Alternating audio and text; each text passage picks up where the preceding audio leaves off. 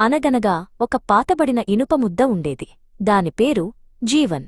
ఇప్పుడు అది నల్లగా మొరటుగా ఉన్నప్పటికీ ఒకప్పుడు తను తళతళలాడే 24 క్యారెట్ల బంగారమని, ఎంతో విలువైనదని దానికి కొద్దిగా జ్ఞాపకముంది.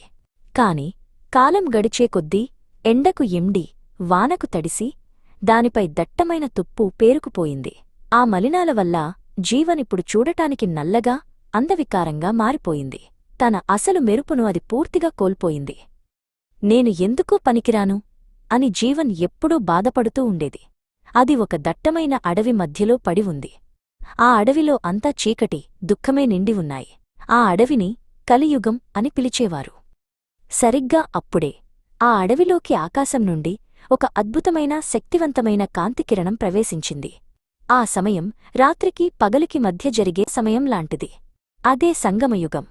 ఆ కాంతి కిరణం నేరుగా జీవన్మీద పడింది. ఆ కాంతి నుండి ఒక మధురమైన గొంతు వినిపించింది.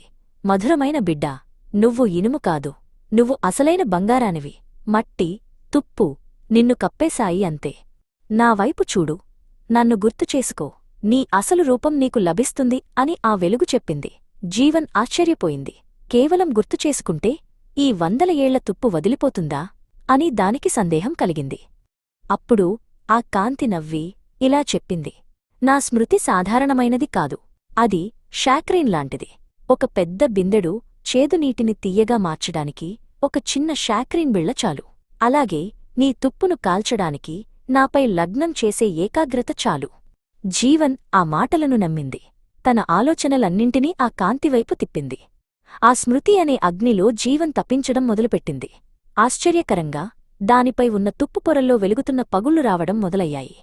ఎంతగా ఆ కాంతిని ప్రేమతో స్మృతి చేసిందో అంత వేగంగా జీవన్ శుభ్రపడింది.